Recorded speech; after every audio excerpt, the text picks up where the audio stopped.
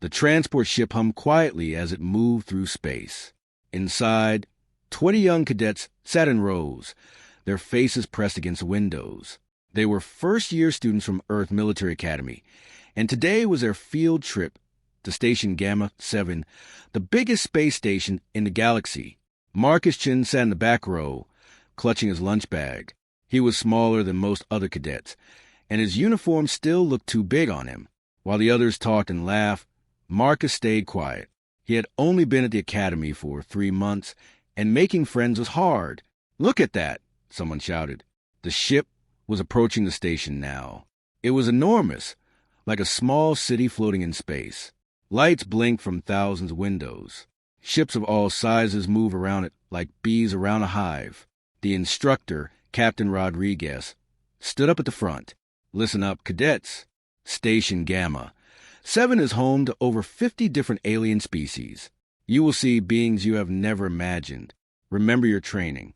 Be respectful, be polite, and stay with the group." The ship docked with a soft thud. The cadets grabbed their bags and followed Captain Rodriguez into the station. The moment they stepped through the airlock, Marcus felt like he had entered another world. The main corridor was huge. The ceiling was so high that Marcus could barely see it. Aliens of every shape and size walked past. There were tall, thin creatures with 4 arms, short, furry beings that hopped instead of walked, floating jellyfish-like aliens that glowed in the dark. Marcus tried to stay close to the group, but there was so much to see. Shops lined both sides of the corridor, selling things he had never seen before. Strange foods, glowing crystals, clothing made from materials that seemed to shift colors. "Keep moving," Captain Rodriguez called out. "We are heading to the observation deck first." The group walked through the station for almost an hour. They saw the giant engines that kept the station running. They visited the gardens where plants from 100 worlds grew under artificial suns. They watched ships come and go through massive bay doors. Finally, Captain Rodriguez led them to a large open plaza. "You have 30 minutes for lunch," she said. "Stay in this area. Do not wander off." The cadets scattered, finding places to sit. Most of them gathered in groups, sharing snacks and talking about what they had seen. Marcus found a quiet bench near a large fountain. Water, or something like water, flowed up instead of down, creating spirals in the air. He opened his lunch bag. His grandmother had packed it for him that morning. There was a sandwich with real chicken, an apple, some cookies, and a juice box. Real Earth food was expensive in space, but his grandmother always made sure he had good meals. Marcus was about to take a bite when he heard something, a low sound, like wind moving through caves. He looked up. At the far end of the plaza, in a corner that seemed darker than the rest, something moved. It was big, very big. Marcus stood up slowly, his sandwich forgotten. The creature was like a dragon from old Earth stories, but different. It was at least 30 feet long, with scales that seemed to shift between deep blue and purple. Its wings were folded against its body, and its tail curled around its feet. The dragon had 4 eyes, 2 on each side of its head, and they glowed with a soft golden light. Marcus noticed something else. The dragon was alone, very alone. Other beings in the plaza gave it a wide space. When the dragon shifted slightly, people moved further away. Some parents pulled their children behind them. Shop owners watched it nervously.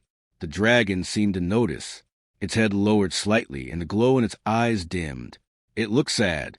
Marcus did not know why, but he felt sorry for the creature. He knew what it was like to be alone in a crowd, to have people avoid you, to eat lunch by yourself while everyone else had friends. He looked down at his sandwich, then at the dragon, then back at his sandwich. "This is probably a bad idea," Marcus whispered to himself. But he started walking anyway. With each step, his heart beat faster. The dragon was huge. Its claws were as long as Marcus's arm. Its teeth could probably bite through steel. But Marcus kept walking. Other cadets noticed. "Marcus, what are you doing?" someone called out. Captain Rodriguez looked up from her tablet. "Cadet Chun, returned to the group." Marcus did not stop. He was close now, close enough to see the individual scales on the dragon's body, close enough to smell something like cinnamon and smoke. The dragon's 4 eyes focused on him, and Marcus almost turned back. But he did not. He stopped a few feet away and held up his sandwich. "Hi," Marcus said. His voice shook a little. "I'm Marcus. You look hungry. Want to share?" The dragon stared at him. Its eyes grew brighter. It tilted its head to one side, like a confused dog. "It's chicken," Marcus explained, holding the sandwich higher. "From Earth. My grandmother made it. She makes really good sandwiches." The plaza had gone completely silent. Everyone was watching. Marcus could feel their eyes on his back, but he did not turn around. Slowly, very slowly, the dragon lowered its massive head. Its nostrils flared, smelling the sandwich. Then, with surprising gentleness, it opened its mouth just a little. The mouth was full of teeth, but the dragon was careful. Marcus broke off half the sandwich and held it out. The dragon took it with the tip of its tongue, which was surprisingly delicate. It chewed slowly, and the golden glow in its eyes grew brighter. "Good, right?" Marcus said, smiling. He sat down on the ground, right there in front of the dragon. He took a bite of his half of the sandwich. The dragon made a sound, softer than before. It sounded almost like a purr. Then it settled down, folding its legs beneath its body. It was still huge, but somehow less scary. Marcus pulled out his apple and cookies. "Want some of these too?" Fair warning, the cookies might be a bit sweet. The dragon's tail moved slightly, like a cat's tail when it was happy. For the first time since arriving at the station, Marcus felt like he had done something right. Behind him, the other cadets slowly moved closer. Captain Rodriguez spoke into her communicator, probably reporting the situation. But Marcus did not care about any of that. He was having lunch with the dragon, and for once neither of them was eating alone. The dragon finished a cookie in one gentle bite. Marcus watched as crumbs fell from its mouth onto the plaza floor. The creature's four golden eyes were fixed on him, studying him with an intelligence that made Marcus feel like he was being read like a book. "Does it have a name?" one of the other cadets whispered from behind Marcus. Marcus had not realized how many people had gathered around them. At least half of his class stood in a loose circle, watching. Captain Rodriguez was there too, though she kept a safe distance. Her hand rested on her communicator, ready to call for help if needed. "I don't know," Marcus said honestly. He looked up at the dragon. "Do you have a name?" The dragon's head tilted again. Then it did something unexpected. It raised one massive claw and carefully drew in the dust on the plaza floor. The movement was precise, deliberate. When it finished, there was a symbol there. It looked like 3 circles connected by curved lines. "Is that your name?" Marcus asked. The dragon made that purring sound again. Its tail swished once, creating a small breeze that made Marcus's hair flutter. An alien shopkeeper, one of the tall 4-armed beings, stepped forward cautiously. He spoke in heavily accented standard language. "That one is called Zeroth. It arrived here 3 cycles ago on a cargo ship. It has been alone since then." "Why is everyone afraid of it?" Marcus asked.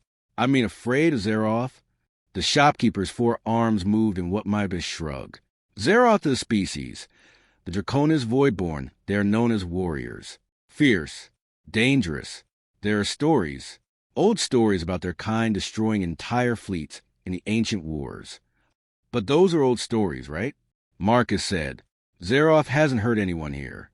The shopkeeper looked uncomfortable. "No, Zeroth has not. But fear is not always logical, young human." Marcus turned back to Zeroth. The dragon was watching the exchange with those glowing eyes. There was something in that gaze. Loneliness. Marcus knew that feeling well. "Well, I'm not afraid," Marcus said firmly. He pulled out his juice box and held it up. "Want to try this? It's apple juice." Zeroth leaned down. The dragon's nose was inches from the small juice box. It sniffed, then made a rumbling sound that might have been amusement. Zeroth's tongue, which was surprisingly narrow and delicate for such a large creature, reached out and punctured the juice box. The dragon drank it in one pull. The golden eyes brightened even more. Zeroth made a happy chirping sound that seemed too cheerful to come from such a massive creature. "I think it likes apple juice." Marcus laughed. "Cadet Shun," Captain Rodriguez said carefully. She stepped a bit closer. "That was very brave, but also very foolish. You broke protocol." You approached an unknown alien species without permission. Marcus's smile faded. I'm sorry, Captain. I just thought... However, Captain Rodriguez interrupted, you also showed exactly what the Academy tries to teach. Compassion, understanding, the ability to see past fear and make connections. She paused.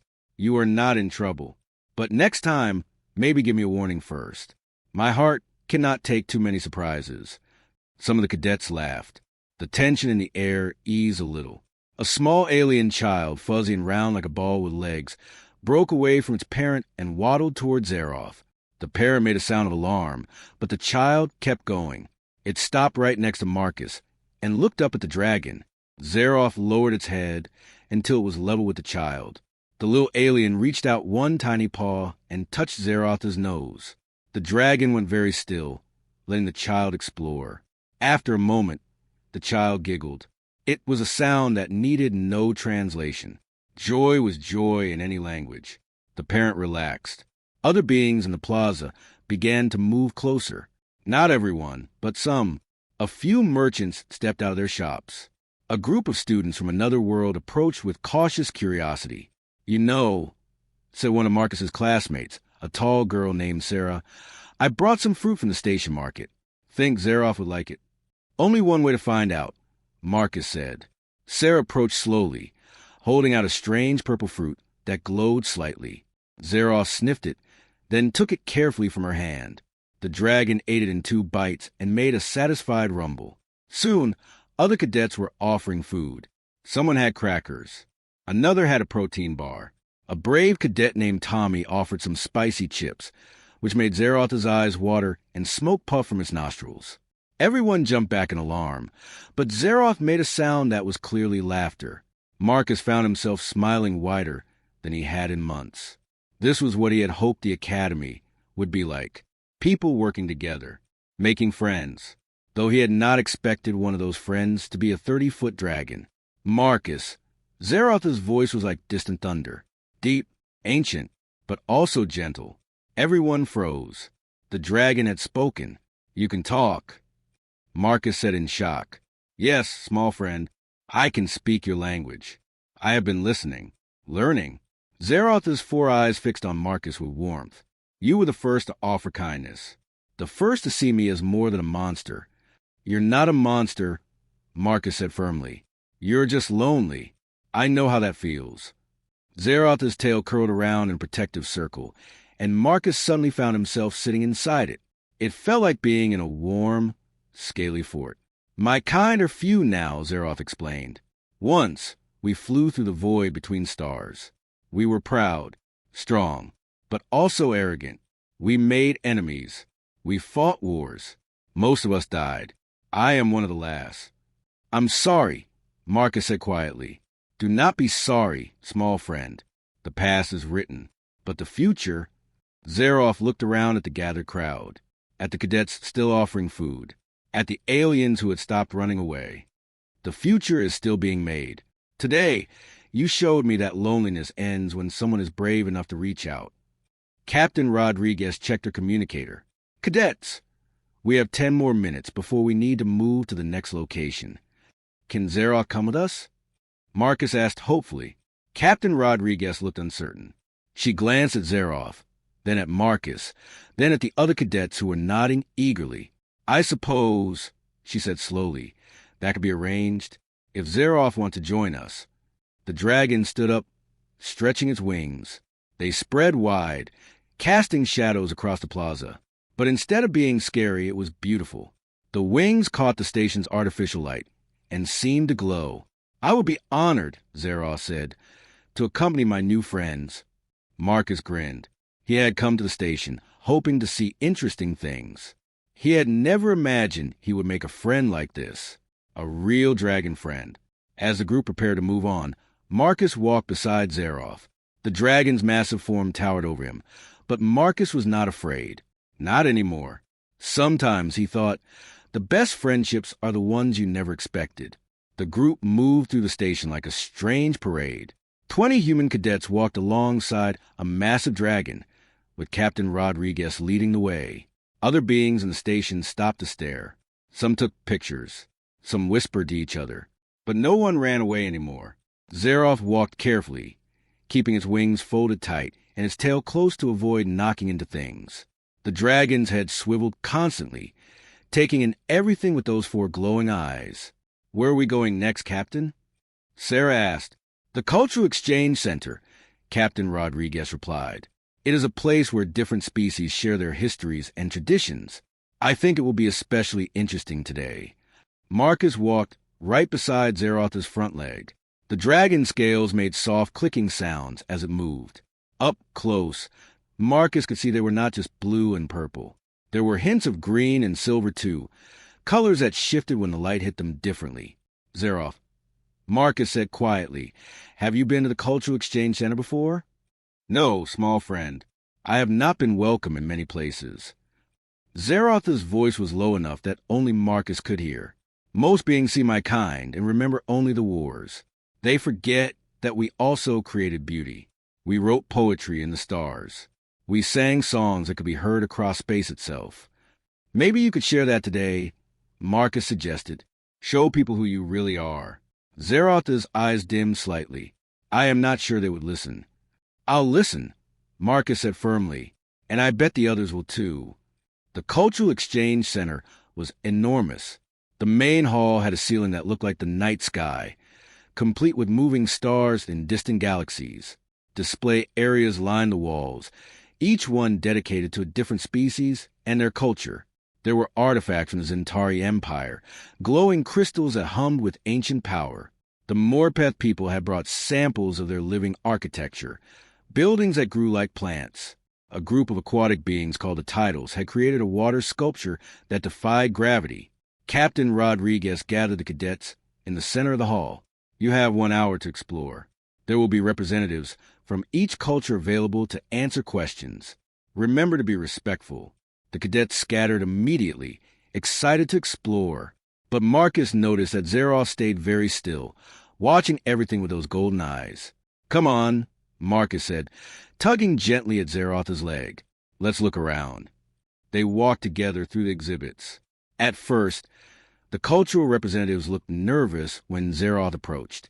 But Marcus stayed close, asking questions and showing genuine interest.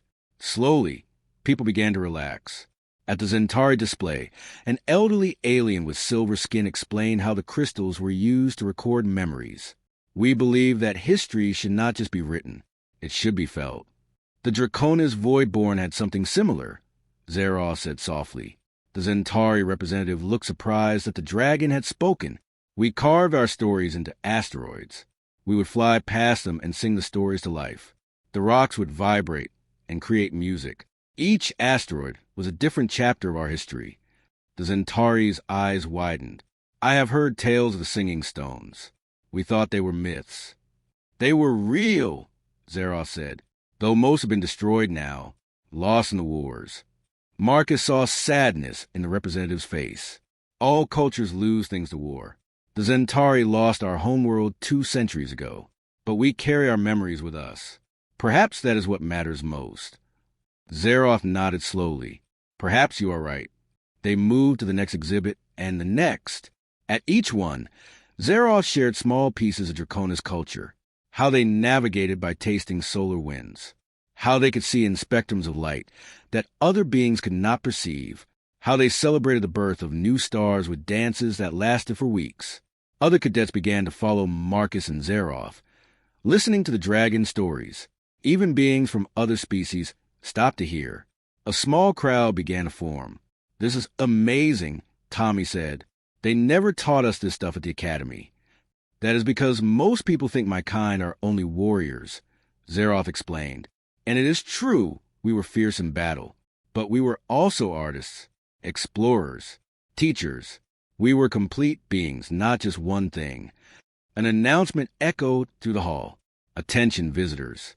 In 15 minutes, there will be a cultural performance in the main auditorium. All are welcome." Captain Rodriguez appeared beside Marcus. "We should attend. It will be educational." The group made their way to the auditorium. It was a huge circular room with seats that adjusted to fit different body types. A stage in the center could rotate to face any direction. They found seats near the middle. Zaroff curled up in a space designed for larger beings. Marcus sat right in front, turning to watch the stage. The lights dimmed. Music began to play, strange and beautiful. One by one, different species took the stage to perform. The Morpeth grew a tree in fast motion, showing months of growth in just minutes. The Tidals created a water ballet that was like nothing Marcus had ever seen. A species of bird-like being sang in harmonies that made the air shimmer. Then the host, a friendly-looking alien with too many eyes, spoke. "We have a surprise guest today. Zaroff of the Draconis Voidborn has agreed to share something with us. Please welcome them to the stage." Marcus turned to Zaroff in shock. "You're going to perform? You said people would listen," Zaroff said softly. "Let's see if you are right." The dragon stood and walked to the stage. Even in a room this large, Zaroff seemed huge. The audience grew very quiet. Zaroff stood in the center of the stage and closed all four eyes. For a moment, nothing happened. Then the dragon began to sing. It was not like any singing Marcus had heard before. It was deep and resonant, a sound that seemed to come from the very core of the earth, but was also high and clear, like bells made of crystal. The song had no words, but Marcus understood it anyway. It was about loneliness and hope, about losing everything and finding something new, about being the last of your kind but still choosing to live. The stage lights began to react to the song, creating patterns of color that swirled around Zaroff. The dragon scales seemed to glow brighter with each note. The rest of the field tripped past like a wonderful dream.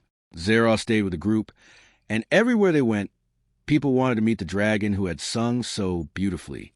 Marcus felt proud walking beside his new friend, though he still could not quite believe this was real. As the day came to an end, Captain Rodriguez led the cadets back to the transport ship. The sun through the station windows was beginning to dim, simulating evening. "Line up for attendance," Captain Rodriguez called out. The cadets formed a row, tired but happy. She counted each one, then paused. "We have everyone." "Good. Board the ship. We leave in 10 minutes. Marcus looked at Zaroff. The dragon had stopped at the entrance to the docking bay. Those four golden eyes watching the cadets prepare to leave. "You are not coming?" Marcus asked, his heart sinking. Zaroff lowered its massive head until it was level with Marcus. "The ship is built for humans, small friend. There is no space for one such as me. But what will you do? Will you stay here on the station?" "For now, yes. But today has changed things. Today, people remember that the Draconis Voidborn are more than old stories of war. You gave me that gift, Marcus-chan." Zaroff's voice was gentle. "I will not forget it." Marcus felt tears building in his eyes. "I did not want to say goodbye. We just became friends. Then we will not say goodbye. We will say, until we meet again." Zaroff extended one claw. It was huge, but the dragon held it carefully, like a human offering a handshake. Marcus placed his small hand against the claw. The scales were warm and smooth. "Until we meet again," he whispered. "Cadet Chun, we need to board now," Captain Rodriguez called. Marcus walked backward toward the ship, not wanting to look away from Zaroff. The dragon sat down, wrapped its tail around its feet, and watched. Other cadets waved at Zaroff as they boarded. The dragon dipped its head to each one. Inside the ship, Marcus pressed his face against a window. As the transport pulled away from the station, he could see Zaroff getting smaller and smaller. Then the station turned, and the dragon disappeared from view. Marcus slumped in his seat. Sarah sat down next to him. "That was amazing," she said, "what you did today. I have never seen anything like it." "I just shared my lunch," Marcus said quietly. "You did more than that. You saw someone who needed a friend, and you were brave enough to be that friend, even when everyone else was scared." Marcus managed a small smile. "Zaroff is not scary, just lonely." The trip back to the academy took 2 hours. Most of the cadets slept, exhausted from the long day. Marcus tried to sleep, but could not. He kept thinking about Zaroff, alone again on that big station. When they finally arrived back at the academy, it was late evening. The cadets stumbled off the ship, carrying their bags and souvenirs from the station. "Dismissed," Captain Rodriguez said. "Get some rest." We will discuss what you learned tomorrow in class. Marcus walked slowly to his dorm room. It was small, with just a bed, a desk, and a window looking out at the stars. He dropped his bag on the floor and sat on the bed. His roommate, a boy named Kevin who had not gone on the field trip, looked up from his homework. "How was it?" "Different than I expected," Marcus said. He got ready for bed, but sleep would not come. He kept thinking about Zeroth's song, about the dragon stories of the Draconis void-born culture, about the loneliness in those golden eyes. Finally, Marcus got up and went to his desk. He pulled out his tablet and started writing. He wrote down everything Zeroth had told him about the Draconis people, about the singing stones, about navigating by solar winds, about the star dances. He wrote for an hour, making sure he remembered every detail. The next morning, Marcus woke early. He had an idea, but he was not sure if it would work. He got dressed quickly and headed to Captain Rodriguez's office. He knocked on the door nervously. "Come in," her voice called. Marcus entered. Captain Rodriguez sat behind her desk, reviewing reports on her tablet. She looked up and seemed surprised to see him. "Cadet Chun, it is very early. Is something wrong?" "No, Captain. Yes. Marcus took a deep breath. "I want to help Zeroth. The dragon should not have to be alone on that station. There must be something we can do." Captain Rodriguez set down her tablet. "Sit down, Marcus." Marcus sat in the chair across from her desk. "What you did yesterday was remarkable," Captain Rodriguez said. "You show compassion and bravery. But Zeroth is not a pet or a project. The dragon is a sentient being with its own life and choices." "I know that," Marcus said quickly. "But Zeroth told me about the Draconis culture, about all the things they created and knew. That knowledge is being lost. What if we could help preserve it? What if we invited Zeroth to teach at the academy?" Captain Rodriguez leaned back in her chair. "That is an interesting idea. But the academy has never had a Draconis instructor. I am not sure the administration would approve." "But why not? We learn about dozens of alien species.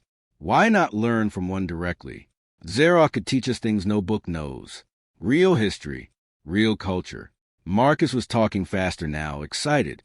And Zeroth would not be alone anymore. The dragon would have a purpose, a place to belong. Captain Rodriguez was quiet for a long moment. Then she smiled. "You know what, Cadet Chin? I think you might be onto something. I cannot promise anything, but I will speak to the academy director. Perhaps we can arrange a trial period, guest lectures, or something similar." Marcus felt hope bloom in his chest. "Really? You will try." "I will try. But Marcus, even if this works, it will take time. Bureaucracy moves slowly. It could be weeks or even months before anything happens." "That is okay," Marcus said, "as long as there's a chance. Now go get some breakfast. You have classes soon."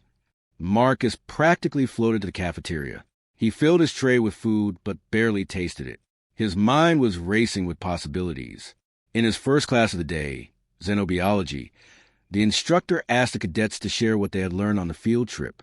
One by one, students talked about the different exhibits they had seen. When it was Marcus's turn, he stood up. "I learned that we should not judge beings based on old stories or fear. I learned that sometimes the scariest looking person is just someone who needs a friend. And I learned that every species, even ones we think we know everything about, has beauty and wisdom to share if we just take the time to listen." The classroom was silent. Then the instructor, a kind woman named Professor Wells, nodded. "That is perhaps the most important lesson of all. Cadet Chun, thank you for sharing." That afternoon, Marcus received a message on his tablet. It was from Captain Rodriguez. The message was short. Marcus read the message 3 times, making sure he understood it correctly. Then he started preparing. He organized all his notes, added more details he remembered, and even drew sketches of the symbols Zeroth had shown him.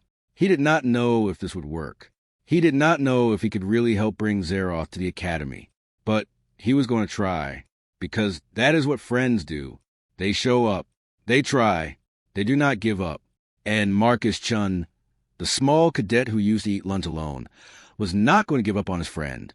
The next morning, Marcus woke up before his alarm. He had barely slept, too nervous and excited about the meeting with the academy director. He showered, put on his cleanest uniform, and checked his tablet 3 times to make sure all his notes were organized. Kevin watched him rush around the room. "You okay? You look like you are about to take a final exam." "Something like that," Marcus said, smoothing down his hair for the 5th time. The meeting was scheduled for 8 in the morning. Marcus arrived at the administration building 15 minutes early. The building was old, made of stone brought from Earth itself. It was supposed to make cadets feel connected to their home planet. Captain Rodriguez was already waiting in the lobby. She gave Marcus an encouraging smile. "Ready?" she asked. "I think so," Marcus said, though his hands were shaking slightly. "Just be yourself. Be honest. Director Okonkwo is tough, but she is fair. If she sees value in your idea, she will listen." They took an elevator to the top floor. The director's office had large windows that looked out over the academy grounds. Marcus could see the training fields, the dormitories, the ships in the landing bay. Director Okonkwo sat behind a massive desk made of dark wood. She was a tall woman with gray hair pulled back in a tight bun. Her uniform had more medals than Marcus could count. When she looked at him, Marcus felt like she could see right through his thoughts. "Cadet Chun," she said. Her voice was deep and commanding. "Captain Rodriguez tells me you have a proposal. I am listening." Marcus swallowed hard. He pulled up his notes on his tablet and began. "Ma'am, during our field trip to Station Gamma 7, I met Zeroth, one of the last Draconis Voidborn.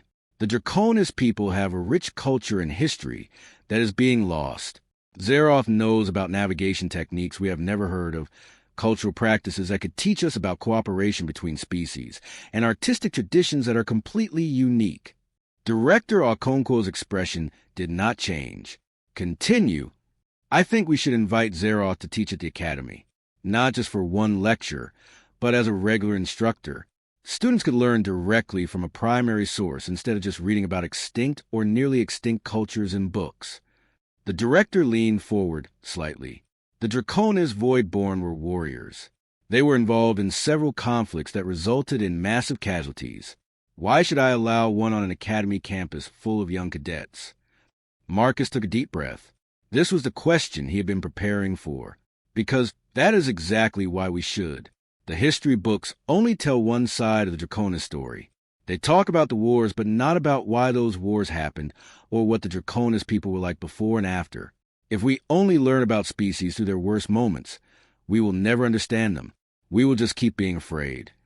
Captain Rodriguez added, "Zeroth has been living peacefully on Station Gamma 7 for months.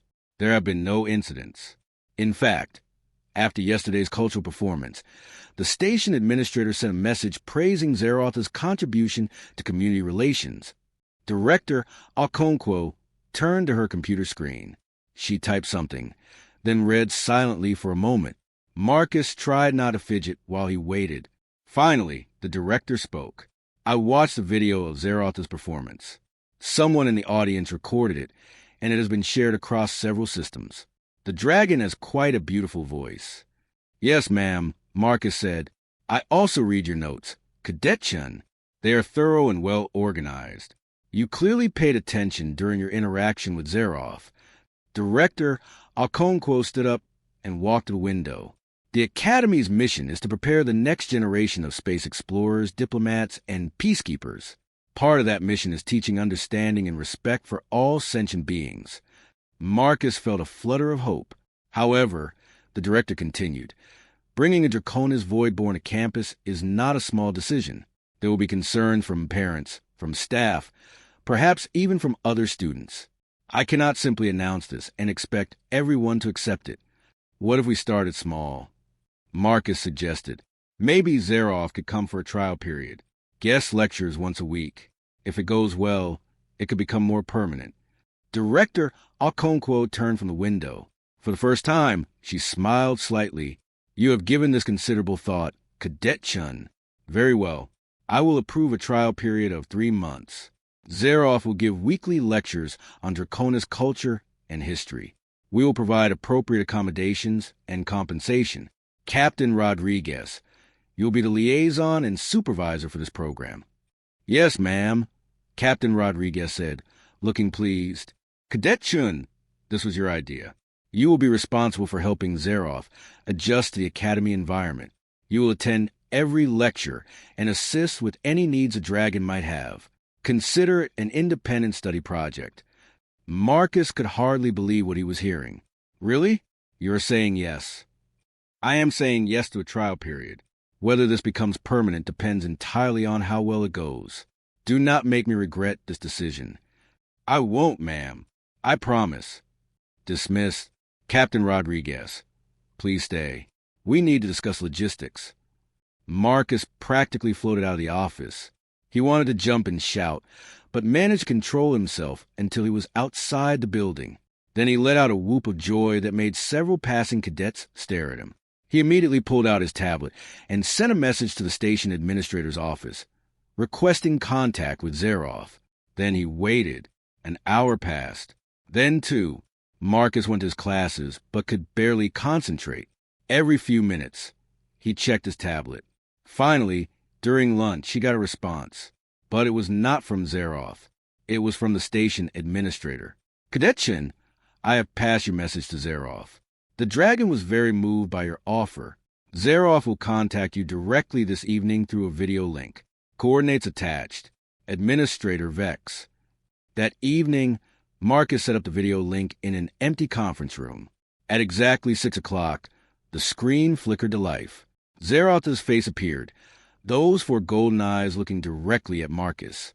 Small friend, Zeroth said, and Marcus could hear the emotion in the dragon's voice. Is it true? The Academy wishes for me to teach. Yes. Director Okonkwo approved a 3-month trial period. You would give lectures once a week about Draconis culture and history. They will even pay you and give you a place to stay. Zeroth was quiet for a moment. I never thought I would have such an opportunity. To share my people's legacy. To have a purpose again. So you will do it? Marcus asked hopefully. Yes, small friend. I will do it. When do I start? They need a week to prepare accommodations and announce the program. Can you be here next Monday? I will be there, Zeroth promised. Marcus Chun, you have given me more than friendship. You have given me hope. I will not forget this. After the call ended, Marcus sat in the conference room for a long time, smiling. A week ago, he had been a lonely cadet who ate lunch by himself. Now, he was helping to bring a dragon to Earth Military Academy. He thought about his grandmother, who had packed that lunch. If she had not made that sandwich, none of this would have happened.